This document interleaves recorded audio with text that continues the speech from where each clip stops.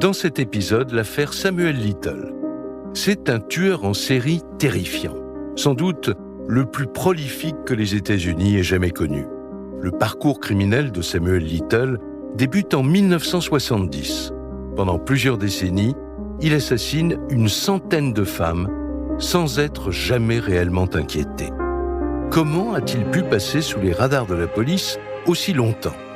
En 2018, un ranger du Texas, James Holland, parvient à le faire parler. Plus de 700 heures d'entretien pour mettre à jour une folie meurtrière hors du commun. Et un talent caché assez insolite. Dans sa cellule, Samuel Little peint le portrait de toutes ses victimes, d'où son surnom, le Picasso du crime. L'affaire Samuel Little, un nouveau podcast de Chronique criminelle.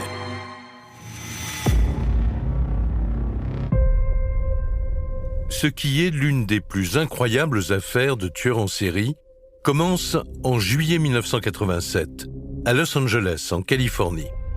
Les policiers découvrent le corps d'une femme dans un terrain vague, au milieu des ordures. Elle a été violée et étranglée. Septembre 1987, à peine 2 mois plus tard, une nouvelle jeune femme est retrouvée assassinée. Cette fois, la victime a été démembrée et les parties de son corps ont été disséminées aux abords d'un bois. 2 ans plus tard, encore un meurtre sauvage. Le corps est retrouvé dans une ruelle. Elle a été rouée de coups et étranglée. 3 meurtres, 3 femmes sauvagement assassinées en moins de 2 ans dans les bas quartiers de Los Angeles. C'est le début d'une enquête hors norme qui va traumatiser l'Amérique tout entière et qui va permettre d'arrêter celui qui pourrait bien être le pire tueur en série de toute l'histoire des États-Unis.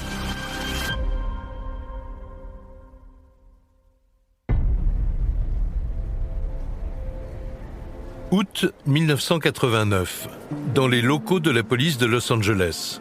Après la découverte de ce 3e corps, les policiers sont sur les dents. Ils ont noté des ressemblances troublantes avec les 2 précédents meurtres de jeunes femmes.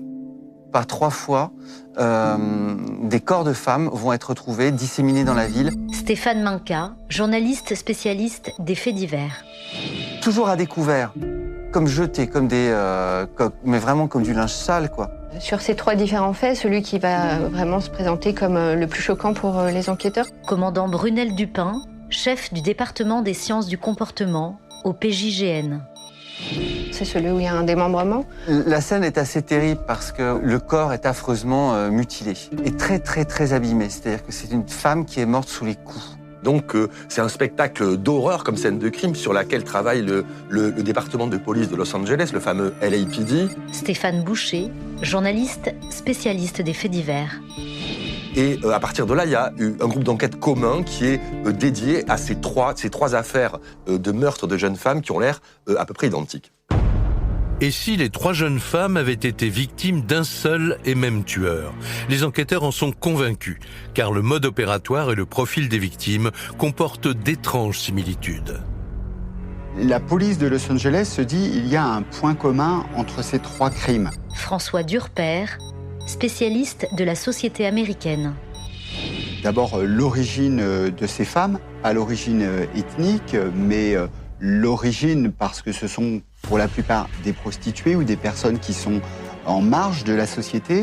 Et puis il y a le mode opératoire. C'est-à-dire qu'elles sont systématiquement violées, puis étranglées de la même façon. Pour les policiers, plus de doute.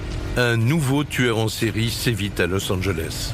La nouvelle fait l'effet d'une bombe.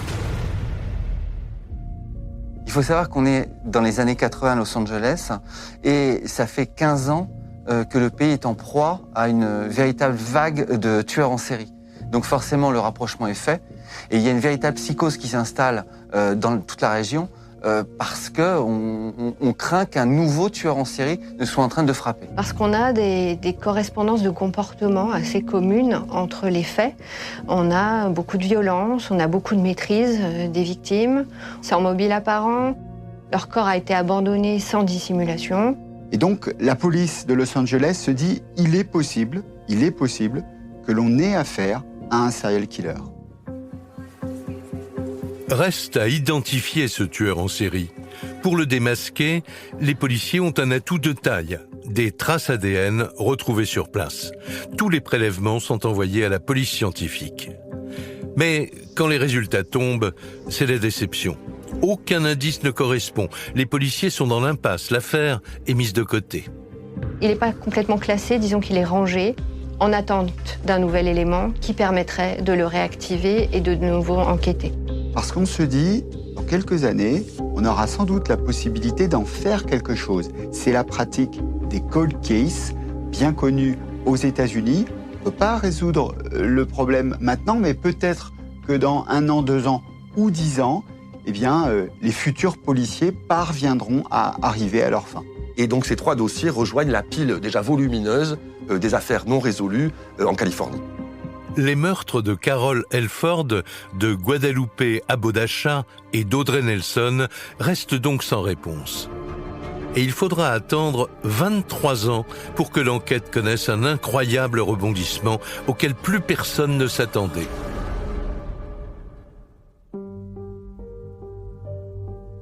En 2012, on est dans le Kentucky, c'est-à-dire à peu près au milieu de nulle part, et est signalé dans un foyer de sans-abri un vieil homme de 72 ans, manifestement accro au crack, ce qui est une drogue qui est vraiment la drogue du pauvre, quoi. Ce sans-abri, plutôt tranquille, serait mêlé à un trafic de stupéfiants. Il a été dénoncé à la police pour possession et usage de drogue dans l'enceinte de son foyer. Et donc la police locale, comme elle le fait parfois, vient arrêter cet homme. Il s'appelle Samuel Little.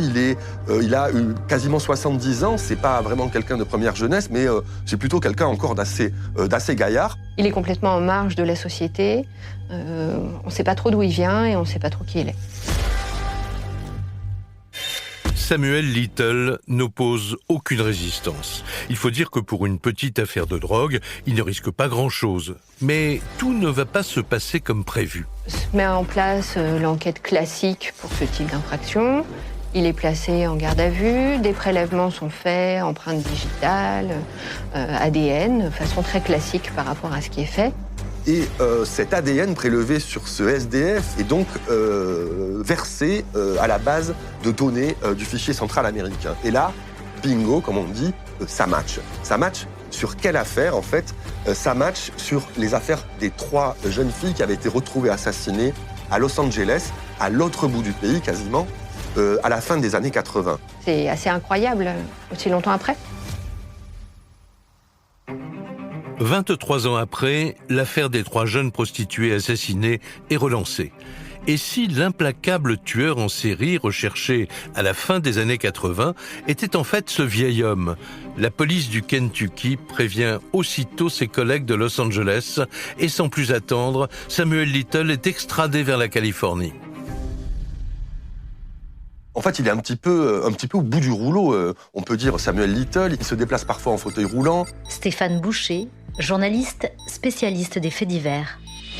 Il a des problèmes de diabète, il a des soucis de santé qui s'accumulent un peu. On n'est pas du tout, effectivement, sur le portrait attendu d'un tueur en série. Stéphane Minka, journaliste spécialiste des faits divers. On s'attend en général à quelqu'un d'assez intelligent, vif, sournois, enfin, on a plein de fantasmes autour de ça, alors que là, on est clairement face à un SDF professionnel, quoi. À peine arrivé à Los Angeles, le vieil homme est interrogé par les policiers.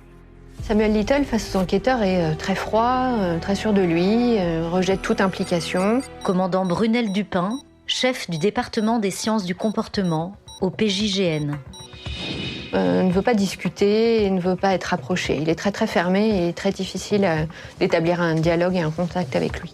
Force est de constater qu'il tombe sur un mur parce que Samuel Little, tout affaibli qu'il soit, crie son innocence. En fait, il dit qu'il n'a absolument rien à voir avec ces affaires de crime qui remontent à plus de 20 ans, qu'il n'est jamais venu dans ces endroits à Los Angeles et qu'il n'a aucune raison de se retrouver en garde à vue à ce moment-là. Little campe sur ses positions et il s'enferme dans le silence. En fait, très vite, la police ne doute plus de la culpabilité de Little dans cette affaire. L'ADN a été vérifié. Il est certain en réalité que Little est le meurtrier, mais ils ne veulent pas aller au procès sans avoir obtenu des aveux. Et ça, c'est extrêmement important encore à cette époque-là. Il faut des aveux. Et ils n'en ont pas, parce que Little est le taiseux par nature. 2 ans plus tard, Samuel Little comparaît face au grand jury pour les 3 meurtres commis à la fin des années 80. Il encourt la prison à vie et il clame toujours son innocence. Mais il ne convainc pas les jurés. Les prélèvements ADN suffisent à le faire condamner à la perpétuité sans possibilité de libération. Le septuagénaire est donc officiellement reconnu coupable des 3 meurtres. Mais pour les policiers, une zone d'ombre plane encore sur le cas Samuel Little. Il y a une question qui se pose. Le dernier crime date de 1989. Samuel Little, il a été interpellé 20 ans plus tard. Que s'est-il passé pendant ces 20 ans ? François Durper, spécialiste de la société américaine. Est-il envisageable qu'un homme qui a tué 3 fois en l'espace de 2 ans ne tue pas une seule fois pendant les 20 années suivantes ? Et cette question, il y a une autre personne qui se la pose. Elle se trouve à Quantico, au siège du FBI. Il y a quelqu'un qui s'intéresse de près au dossier Samuel Little, c'est Cristina Palazzolo. En fait, c'est une enquêtrice un petit peu nouvelle génération et qui s'intéresse au parcours des tueurs en série. Donc, elle est un petit peu spécialisée dans les cold cases, dans les tueurs itinérants. Et donc, elle se prend un petit peu de passion pour ce dossier Samuel Little qui, d'après elle, pourrait receler d'autres secrets. Cristina Palazzolo est ce qu'on appelle aux États-Unis une profileuse. Elle dépend du département de criminologie du FBI. Son travail consiste à chercher des points communs entre différents meurtres pour résoudre des cold cases. Et pour cela, elle est aidée par un logiciel informatique, le VCAP, un programme qu'elle va utiliser dans le cas de Samuel Little. Et le logiciel VCAP est capable de faire des recoupements. Donc pas seulement avec l'ADN, mais aussi avec le mode opératoire, avec la personnalité des victimes. Et donc ce logiciel un peu révolutionnaire va sortir une information capitale, c'est que le nom de Samuel Little pourrait être associé à un crime commis en 1994, donc dans cette fameuse période entre les crimes de Californie et son arrestation, au Texas, dans une ville qui s'appelle Odessa. Il s'agit du meurtre de Denise Christie Brothers. Portée disparue pendant 1 mois, elle est ensuite retrouvée morte dans un fossé.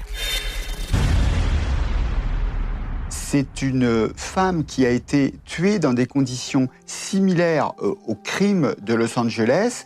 Elle n'a pas exactement le même profil, mais il y a la strangulation, il y a aussi l'abandon sur le bord d'une route, et les enquêteurs se disent il peut être intéressant d'interroger Samuel Little sur l'affaire d'Odessa qui date de 1994.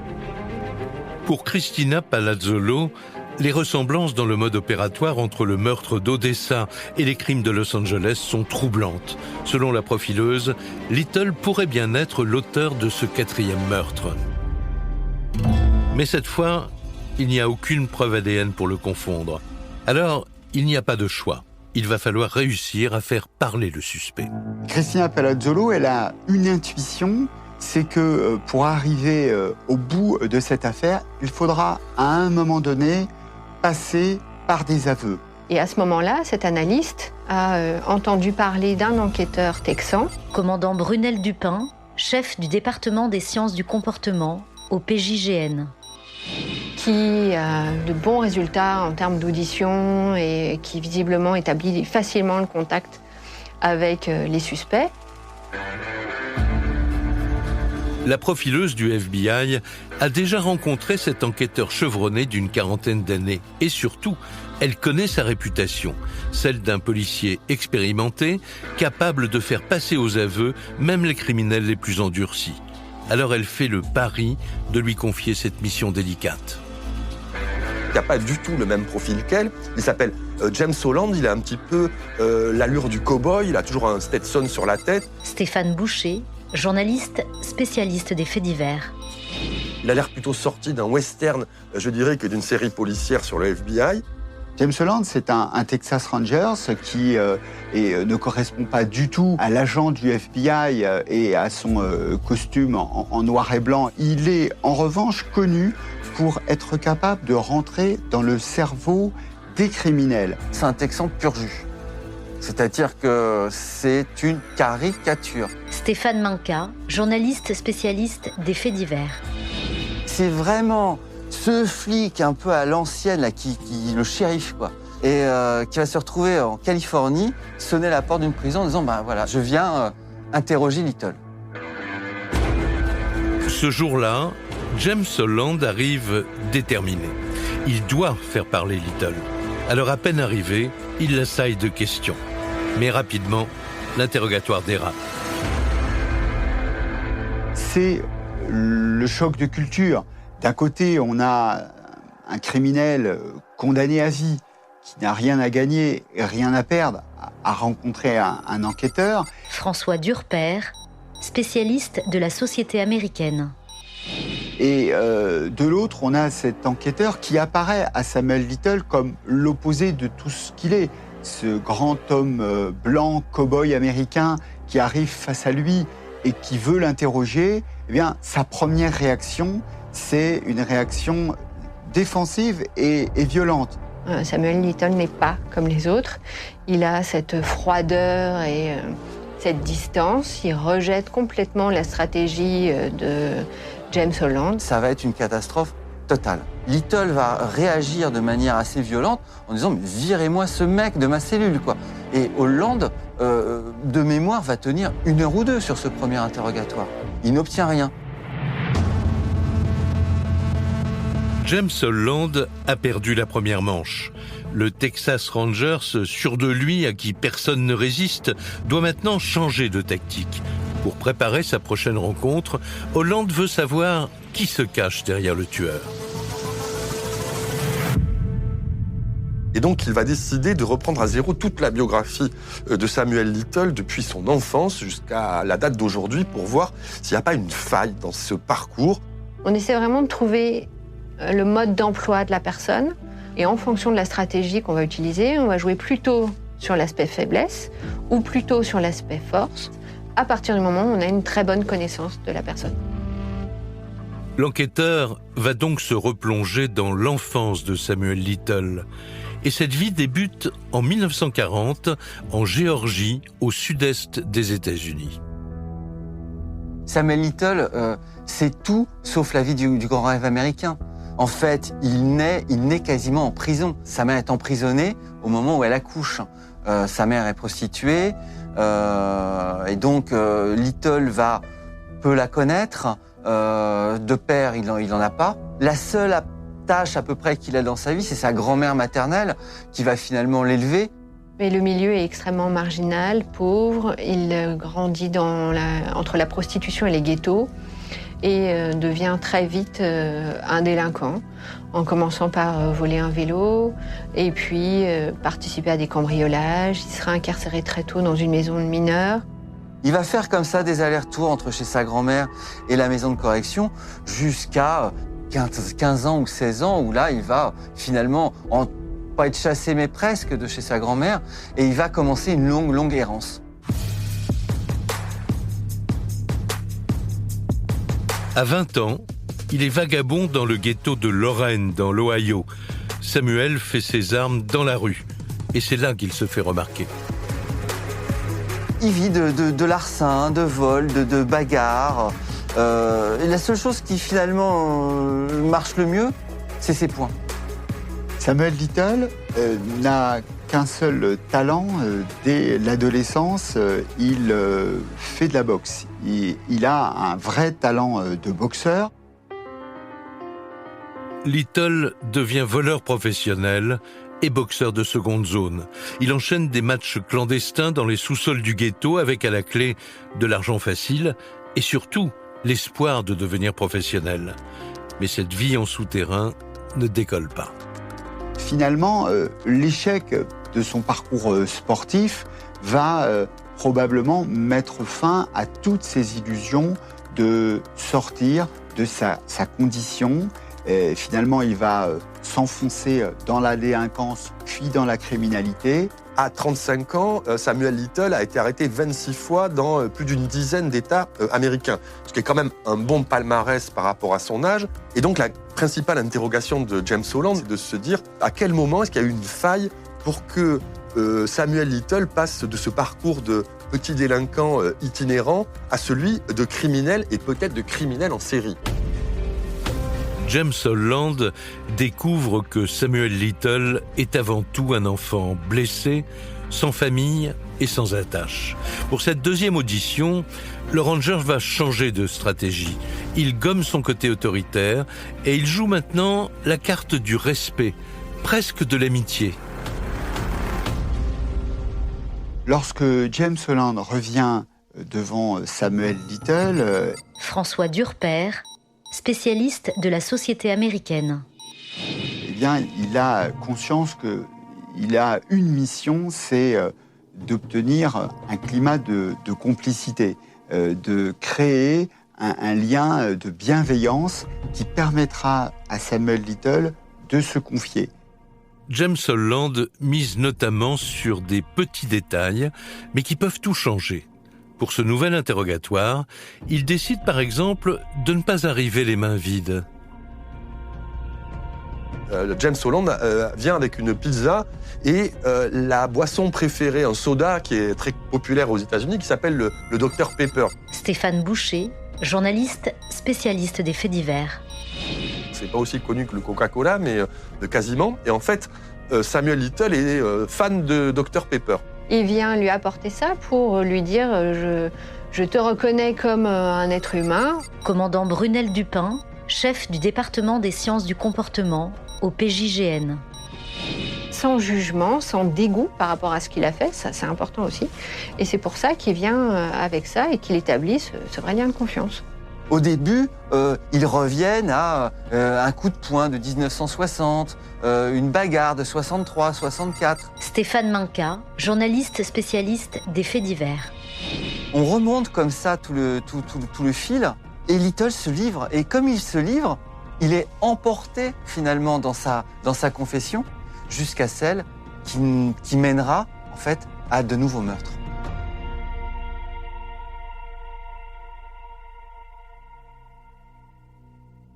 Pendant un mois, James Holland multiplie ainsi les auditions. Et Samuel Little, de plus en plus en confiance, raconte aux policiers l'histoire de sa vie. Et puis un matin, tout bascule. Face à l'enquêteur, Little marque un temps de silence. Il se frotte le visage comme pour faire remonter de vieux souvenirs. Il avale une gorgée de soda, une bouchée de pizza. Holland sent que l'instant est déterminant. Il allume sa caméra. Dans ce document extraordinaire, Samuel Little livre sa première confession. Ok, parle-moi d'elle. Elle ressemblait à quoi? Elle était mince, la peau foncée, à peu près 40 ans. Elle traînait là-bas à se prostituer. Je pense qu'elle était accro à la drogue, sinon jamais elle aurait été là-bas. Elle mesurait combien? Je dirais à peu près 1m52. Alors, Holland ne sait pas comment il le déclenche. Mais Little va finir par parler d'un meurtre. Et il va en parler de manière assez étrange. D'abord, là d'un coup, il fait un saut dans le temps. Maintenant, on est en 96. On n'est plus en Californie ou au Texas. On a de nouveau changé d'État. L'enquêteur n'en revient pas.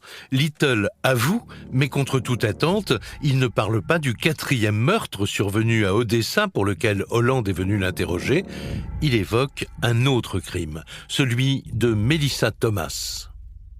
Il décrit avec une grande précision sa rencontre avec Melissa Thomas. Melissa Thomas qui était droguée, et il l'a abordée de manière extrêmement naturelle et simple, sans préméditation, mais en lui proposant de se droguer avec elle. Ils se sont retrouvés dans un cimetière et s'en est suivi, selon lui, une relation sexuelle consentie. Et qu'au moment de l'acte, il lui caresse le cou. Et là, elle lui dirait, en tout cas c'est ce qu'il raconte, Mais pourquoi tu me caresses le cou comme ça? Est-ce que tu es un tueur en série? Et sur un ton plus ou moins de plaisanterie, ce qui fait en fait dégoupiller Samuel Little, c'est toujours ce qu'il raconte, et qui le rend fou, qui lui fait serrer à ce moment-là le cou de la jeune femme, qu'il l'étrangle et qu'il abandonne son corps près du cimetière sous un noyer. Little raconte le crime dans les moindres détails. Holland a percé la carapace du tueur, mais il reste impassible. Il ne change rien à sa stratégie. D'autant qu'il en est désormais convaincu, Samuel Little a d'autres meurtres à avouer. Reste à savoir combien. Ce qui sidère James Holland face à Little à ce moment-là, c'est autant le récit du crime qui est en train de se dérouler que la précision quasi chirurgicale des souvenirs de Little. Il a ce détail qui glace le sang en fait du flic qui dit on était sous un noyer. C'est-à-dire, il n'a même pas dit sous un arbre, on est sous un noyer. Il a une précision, une mémoire extraordinaire. Les souvenirs de Little semblent intacts. Holland continue de le faire parler et le tueur continue d'avouer de nouveaux meurtres, encore et encore, et toujours avec d'incroyables détails, comme pour cette femme qu'il aurait assassinée près de Little Rock, dans l'Arkansas. North Little Rock, dis-moi à quoi la fille ressemblait. Oh mec, j'adorais cette fille. Comment elle s'appelait déjà? Ruth. Elle était en surpoids, une grosse nana. Elle avait des dents de lapin. Elle avait un trou là, entre les dents. C'est comme ça. Une fille aérienne, la peau couleur miel. Ses cheveux étaient pas très longs, Maintenant, où l'as-tu rencontrée? Je l'ai rencontrée en bas dans la maison du crack. Elle et 6 autres filles étaient assises sur la véranda, qui prenaient du crack. Je me suis arrêté pour y rentrer. J'ai vu une fille, c'est pour ça que je me suis arrêté. On est restés ensemble 2 jours, plus. Je pense que c'était même 3 jours. Je me suis éloigné de la route et je me suis reculé dans les bois. Il y avait un champ de maïs et je suis sorti de là-bas. De l'autre côté, il y avait un autre champ de maïs avec un tas d'ordures. J'ai garé la voiture de façon à être bien sûr que si quelqu'un s'amène par ici, je pouvais le voir. J'ai essayé de la sortir de la voiture, mais je pouvais pas, elle était trop grosse. Alors j'ai garé la voiture sur un tas d'ordures, je l'ai poussée et je l'ai laissée là. Désormais, le tueur est lancé. Il enchaîne les révélations. Et il détaille même son mode opératoire. Il explique qu'en général, il repère sa proie à la sortie d'un bar. Il convient avec elle d'une relation sexuelle, contre de l'argent ou de la drogue, et il emmène sa future victime à sa voiture. Là, il se jette sur elle. Il la viole ou parfois il préfère se masturber en même temps qu'il l'étrangle. Puis il abandonne son corps le long d'une route.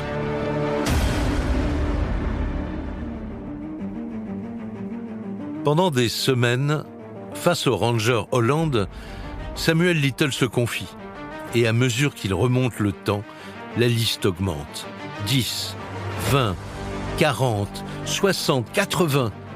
Le nombre de victimes semble ne jamais s'arrêter. Une question obsède l'enquêteur. Jusqu'où Little va-t-il remonter? Comment cette folie meurtrière a-t-elle commencé? Après 4 mois d'audition, Holland a enfin la réponse. Little lui révèle son premier meurtre. Il y a quelque chose qui frappe, c'est la manière dont Samuel Little raconte cet événement. François Durper, spécialiste de la société américaine. Il le raconte avec un sourire qui laisse à penser qu'il se souvient avec beaucoup de plaisir de ces moments-là. Il a l'air de revoir la scène dans ses yeux et de s'en repaître. Et il y a même un signe annonciateur qu'Holland raconte, c'est qu'en fait... Stéphane Minka, journaliste spécialiste des faits divers. Dès que Little rentrait, comme on dit, dans le vif du sujet, en fait, sa jambe commençait à frétiller. Elle sautillait comme ça, comme si, allez, on y va là, on va raconter comme s'il était face à un match de foot avant le but, quoi. Tout a basculé un jour d'été 1970. À l'époque, Samuel Little a tout juste 30 ans et il vit en Floride. Et c'est dans une banlieue pauvre de Miami qu'il croise la route d'une jeune femme, Mary Brosley. Il s'en souvient par cœur. Il donne des détails fascinants, quoi. Il raconte qu'il se souvient très bien de son collier, de chaîne. En fait, il se souvient du cliquetis de la chaîne de son collier pendant qu'il la viole. Stéphane Boucher, journaliste spécialiste des faits divers. Et en fait, c'est quelque chose qui a marqué son esprit, et de la voir mourir entre ses mains, ça l'a provoqué une sorte de jouissance extrême. Ce plaisir de possession de la vie d'autrui, en fait. Ce qu'il raconte comme une vraie jouissance, une découverte. Et il sait qu'à partir de maintenant, il ne pourra plus s'arrêter. Physiquement, intellectuellement, sexuellement, il réalise ses fantasmes. Michel Agrapard-Delmas, criminologue. C'est très bon pour lui. Il aime. Il a beaucoup de plaisir. Quand vous mangez du chocolat et qu'il est tellement bon, vous reprenez un deuxième carré. Et bien lui, c'était pareil. Il a tellement aimé ce qu'il a fait qu'il a recommencé. Accro dès son premier meurtre, Samuel Little ne cessera plus de tuer jusqu'à son arrestation en 2012. Pendant plus de 40 ans, il a assassiné des femmes en toute impunité dans plus de 14 États. Et devant Hollande, il avouera finalement 93 meurtres. Des chiffres qui donnent le vertige. Mais il y a un problème. Comment identifier toutes ces victimes si longtemps après ? Le ranger a alors une idée géniale. Hollande a cette idée de dire, mais puisque tu es si précis parfois dans tes souvenirs, plutôt que de me les raconter, pourquoi tu ne les dessinerais pas ?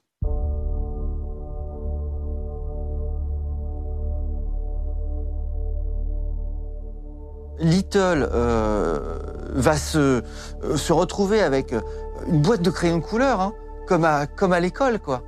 Et il va se mettre à dessiner ses victimes, le souvenir qu'il a de ses victimes. Ce sont des tableaux plutôt bien peints, il y a une sorte d'esthétique du crime derrière tout ça. Il a aimé redessiner des visages, ce sont tous des visages en souffrance, hein. Des femmes tristes, des visages, certaines ont des visages de mort déjà. On peut même lire dans les yeux de certaines, on peut lire l'effroi, on peut lire la peur. On lit des sentiments. Et ce qui est très très très troublant quand on les regarde. Little tapisse sa cellule des visages de ses victimes. Des dessins aussi précis que ses souvenirs, que l'Amérique tout entière va maintenant découvrir. En fait, les policiers du FBI vont publier certains de ces dessins pour voir si, faire des appels à témoins pour voir si ce visage qui a été peint par le tueur ne correspondrait pas à une victime oubliée sur le chemin de Samuel Little. Samuel Little, 78 ans, vient de confesser plus de 90 meurtres. C'est le tueur en série le plus prolifique des États-Unis. Il aide actuellement les enquêteurs à identifier ses victimes en dessinant leurs portraits. Novembre 2018. Les États-Unis découvrent avec horreur celui que la presse surnomme désormais le Picasso du crime. Samuel Little fait la une de tous les médias. Une onde de choc sans précédent.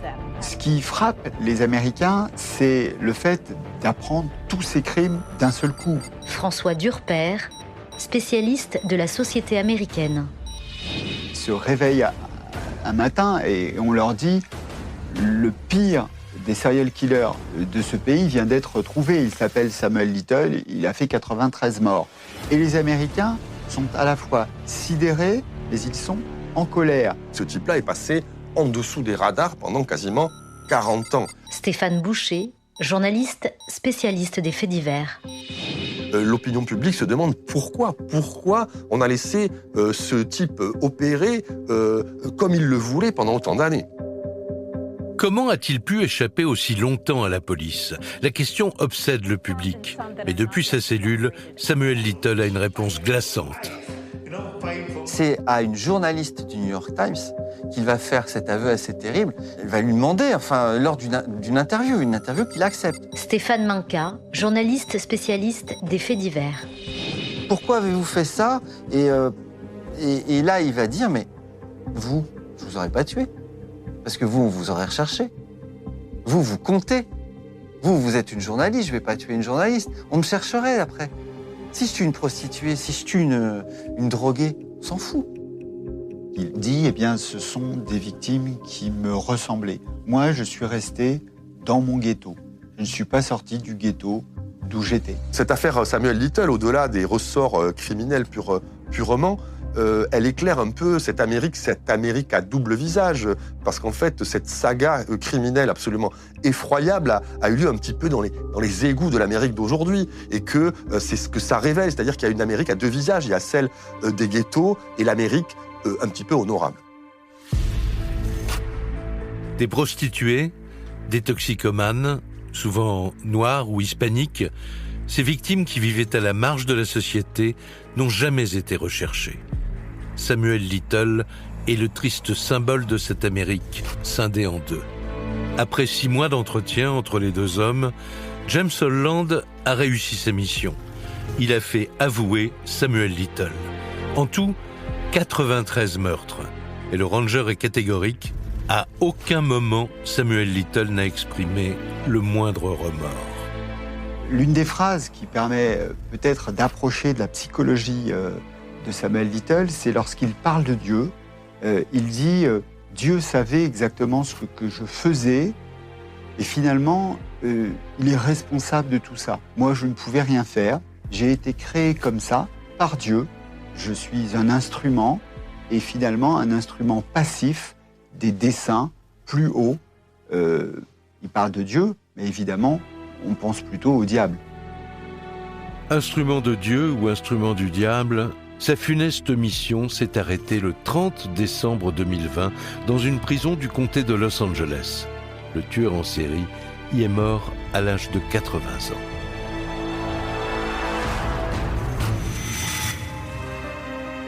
Vous venez d'écouter Chronique criminelle.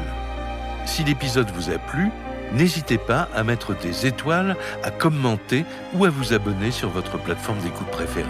Et retrouvez dès la semaine prochaine un nouvel épisode de Chronique criminelle.